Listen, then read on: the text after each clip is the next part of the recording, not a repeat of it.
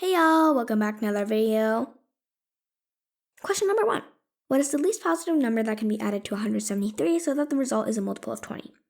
This is more of like a warm-up because many people are fluent in their 20 multiplications table. So, to solve these, we can first divide 173, which is a number here, by 20, find the remainder, and in this case, that's actually our answer. But in problem number 2's case, which we're going to get to, you have to add the remainder to the number to see what we can get. So we're going to touch more on that on problem number 2. So let's focus on this first. So we can go in 8. You would get 160. Now you have 13 left. So then we would go 20 minus 13, which is 7. So our answer here is 7. Moving on to problem number 2. What is the smallest positive 4-digit multiple of 17? So in here we would go, so let's find the smallest 4-digit multiple in which we would touch down on 1,000. Boom, boom chakalaka. So then we would go 17. So 17 with 100 would be, if you pulled up a 5, we would get 85, which is basically the furthest you can get. 15 out of 0, you get a goody old 8. 136 it is. 14 remaining.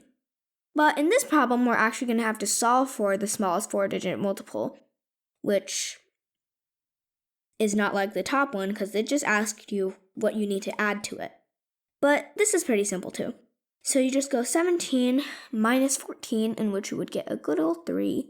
Add that to 1,000, and you would get 1,003. Simple as 1, 2, 3. Moving on to problem number 3. This one is a slight bit different. Because you can either use 9,999 because it's asking you for the greatest 4-digit multiple, or you could use 10,000. And 10,000 is more easy to divide. But if you're going to get the smallest 5-digit multiple, instead you gotta subtract the remainder from the number instead of adding the divisor, minus the remainder from the divisor and then add it on. So let me show you. So if we take 10,000, because 10,000 is a lot easier to work with than 9,999. And it's easier to say, by the way.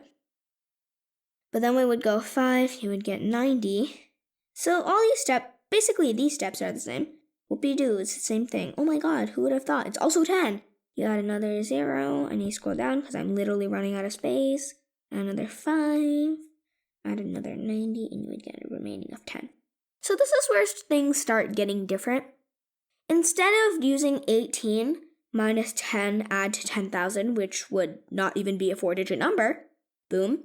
You have to go 10, so 10,000 minus 10 in this case, because you have pulled the smallest 5-digit number and not the largest 4-digit number or the largest 4-digit number or 3-digit number.